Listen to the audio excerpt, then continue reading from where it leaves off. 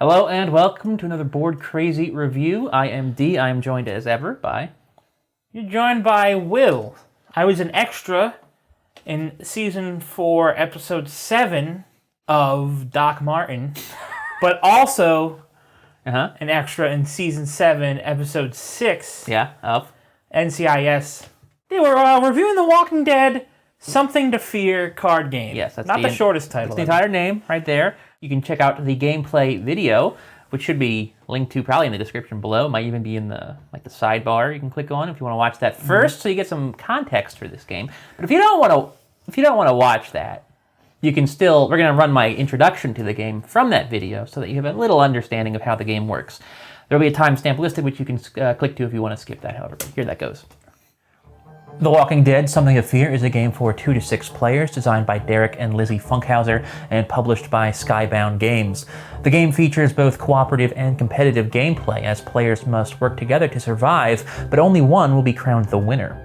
At the start of the game, the encounter deck is created and shuffled up, using only the cards that are appropriate for the player count. Each player, meanwhile, receives an identical deck of 9 cards. These cards are numbered 1 through 9 and depict heroes from the series. Players shuffle these cards up and draw 3 of them to form their starting hands. At the start of each round, a number of encounter cards equal to the player count plus 1 are drawn from the deck and placed face up next to it. Each player, meanwhile, chooses one of the cards in their hand and places it face down, and these cards are then revealed simultaneously. Players then resolve their character cards one at a time, going from the highest numbered cards to the lowest. However, some of these cards will have abilities that are used immediately upon being revealed. When it's a player's turn, they may choose to either use their character's special ability or forego it and simply secure one of the face-up encounter cards. Securing encounter cards is how players earn points, with some cards offering more or fewer points if they are collected in sets. Other cards will give the players personal damage if they're in their stashes at the end of the game. Once all players have taken their turns each round, any unsecured cards are discarded into the mob. Once 9 rounds of the game have been played, it is over, and then the mob attacks. The damage inflicted by each card in the mob is added up and then applied to all players, who then also add any personal damage they have from cards in their stash. Any players who have taken more than 20 total damage are killed, while of the remaining surviving players, the player who has accumulated the most points is declared the winner. All right, Will.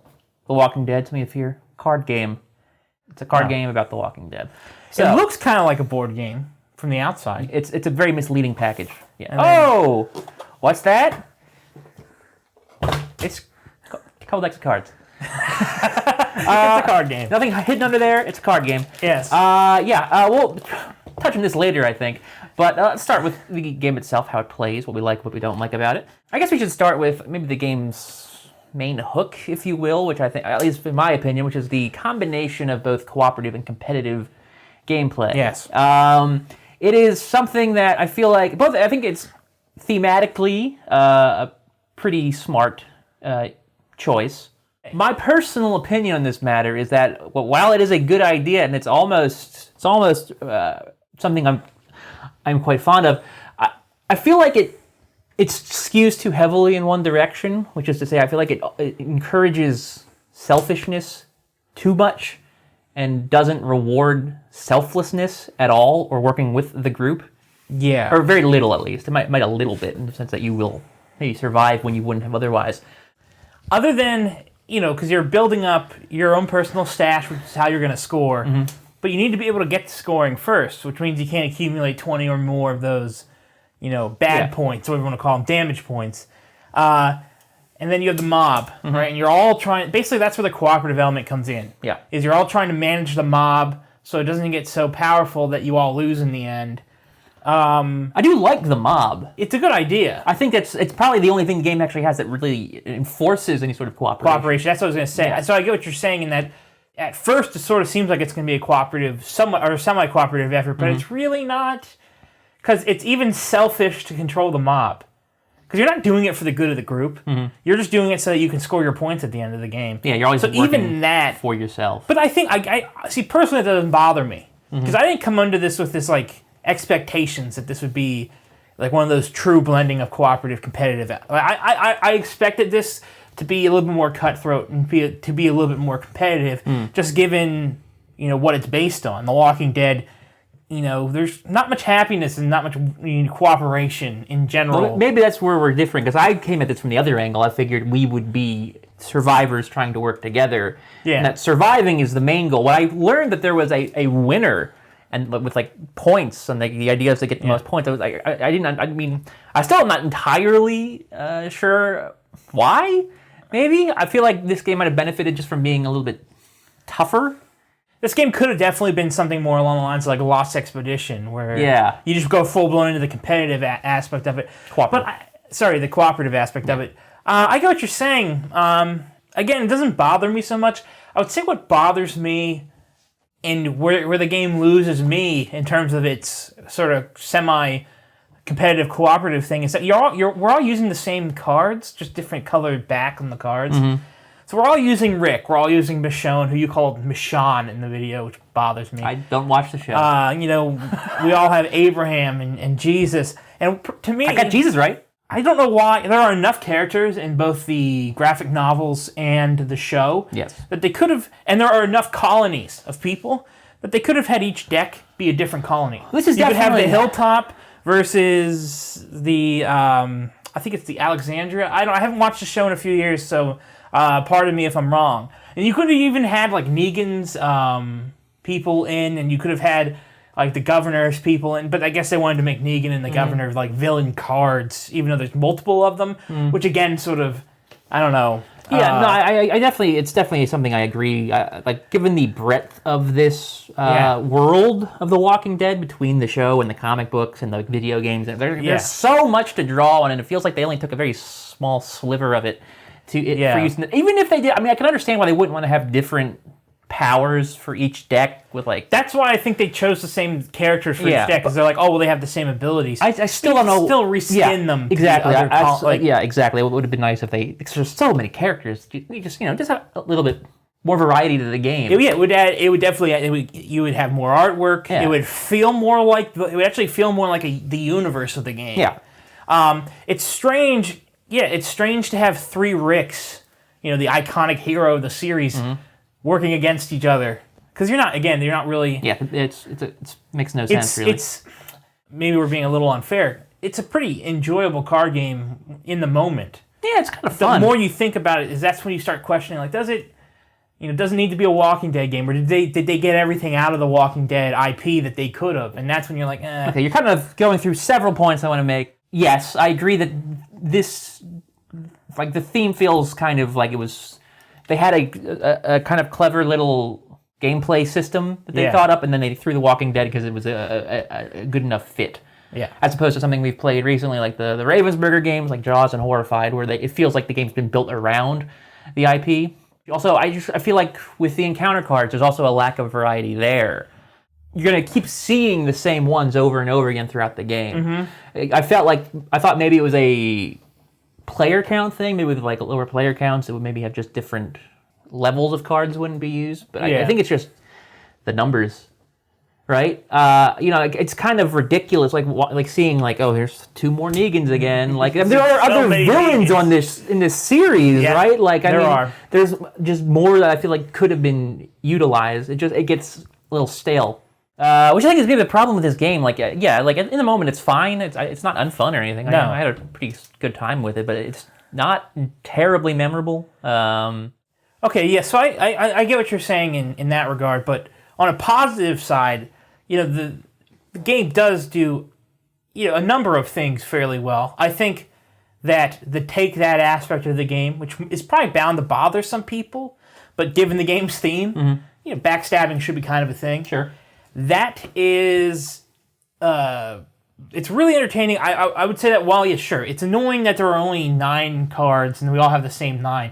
It can be fun to try to tactically play them. Yeah, I don't think the 9 cards is a problem. I think that it's a built-in timer basically, and I think it actually is it's a good one. Yes, like there are cards that have more utility maybe than others. Like I would say the main utility of Andrea and Rick is that they are high numbers. So you get initiative in choosing cards. I agree. But then, like, the cards that seem to be real popular with us was like, Jesus was hugely popular. Mm-hmm. They're allowing you to take a card, steal a card. Yeah. That's Yeah, and it's so much fun to figure out when to play these. And then you have other cards that allow you potentially to take cards back. To like shuffle your cards and draw a new one. You might get Jesus twice. Yeah, the more interesting, more useful, more fun cards are the lower numbered ones. Like the characters who maybe aren't as physically imposing, but are maybe like sneaky or trickier. Like Eugene and Carl and, exactly. and Jesus, Yeah, I think that system works pretty well. And also this game supports 6? 2 to 6. 2 to 6, right. I think this could be a situation where it works better with more players. Yeah. 4, 5, 6, just because, I mean, in that case, you might even be able to form like little like mini factions between the players and like have people working together. With 3, especially with 2 probably, I imagine would be even worse. It's hard to do that without just being a jerk. Yeah, no, the game works a lot better in higher player counts for sure. But what I'm saying is that the 9 cards that they do give you in here are pretty good. Yeah, no, like with their abilities and the way they work with each other, and then the fact that they do also act as a timer. The game never goes on too long. No, everything in the game that is included works pretty well. Yeah, it's just there's not. I want there to be more. Basically, I want more variety. Yeah, more art. Yes, more everything. I do like. We already sort of mentioned this, but I do like how the mob functions. You could have sessions. I think even with, and again, this is more skewing towards bigger player counts, where it's more push your luck or press your luck. Because with us, when we were playing with 2 or 3, it never really feels like a threat. But then, with more, all of a sudden you can have situations where, I don't know, you might have people who are more willing to put worse cards in there, or not use Rick or Andrea to like really mess with it that much. You could decide to play evil. Sure. You could decide to try to like saddle people with a lot of personal damage, and then just like balance the mob damage just enough so that you could be the only person to score. Possibly. Moments like that are, I really think of what like the designers and the people who made this game saw, and like what they really want to happen. And when it does happen, while it may not happen often, when it does happen though, it can be pretty special. That's another reason why you would want to play this with as many as possible. I think. Just to encourage crazier It'll stuff. be a little bit longer, but not much. Again, you have that. It's only going to be 9 turns regardless. Okay, so let's talk about the components briefly before we wrap it up. Because there's not much to talk about with components. You have a rulebook, you've got some cards. Highly detailed rulebook. It's a good rulebook. There's a lot of artwork. It's not a hard game to learn, but a lot of explanation. It tells you everything. It's got to break down all the cards in the back. And and I just kind of like the way they formatted it, so everything stands out. Mm-hmm. And they went out of their way to, even though the cards have the rules on them, they went out of their way to like explain all of them in even more detail, which is unnecessary but great. Mm-hmm. I think unnecessary. Every game should have more explanation than not. Yep, definitely. What do you think of this? It's the only justification they possibly have for the size of this box, which is ridiculous. It's like a full board game size. It's a board box. You get. It's these cards. So I get what your problem with it is that you think that they might be deceiving people into thinking it's a bigger game than it is. Waste of money. It's a waste of space. That too. Also, people only have so much room in their shelf. My problem with it, not my problem. The way I see it is, I think what they did is they created really cool box art, and then realized you can't cram it into a tiny box. No. So we need to create a full size box to fit everything, like fit the art and stuff on it, and also there is the side effect that it makes it look like a bigger, more substantial package. You might expect a third component, perhaps. Yeah. Well, remember when we opened this and you were like, "Oh, what's under these?" Yeah. I figured there must be something. Why else? Nope. This should be condensed down, smaller font, smaller everything, to a flip book about the size of these cards, and they should all fit into like a little box. Easily a fit into, like that's, half the size. Yeah, easily could have fit in that. Easily could have fit in there. Probably could have gone smaller even. Yeah, it's not a reason to not get the game, but it is it's kind of like, I don't know if I wouldn't have done it. So it's time to give this game a score, I guess. Will indeed. We should clean it up. Final thoughts. Yeah, look at that. It happened so quick. Final thoughts, D. Yeah, it's a perfectly fine little game. It's just, it is not something that I necessarily am very enthusiastic about. If you are a fan, though, of The Walking Dead, I mean, this might be more appealing to you, possibly. That is not me. No. That is more you, if anything. Yeah. So I'm going to give this game, I'm going to be maybe slightly generous. I'll give it 3 stars out of 5. So yeah, I was a fan of the show. I don't watch it anymore. I mentioned that in the video. But so it didn't necessarily, the theme didn't necessarily do that much more for me, but at least recognizing the and seeing some of them in their art and stuff maybe gave me a little bit of a edge on you when it comes to like just caring about it. I do like the 9-player card and the actions on them and how they interact with each other. I like the mob mechanic, and I like how this game scales and gets better with more people. But I'm with you. It's a solid game. It's just not outstanding. Yeah, I'm with you that it just becomes forgettable after a while, especially when you think about other games from Skybound themselves and other publishers that just do similar things better. Yeah. And for that reason, I'm going to give The Walking Dead Something to Fear a C+. Okay, C+. Because, yeah, if you have a large group of friends who like The Walking Dead, this is a game that you want to consider. If you don't care at all about the theme, or if you have only small gaming groups, then I'd probably pass. Yeah, there are other games that'll do it. Yeah. Thank you to Skybound for saying this to us. It is,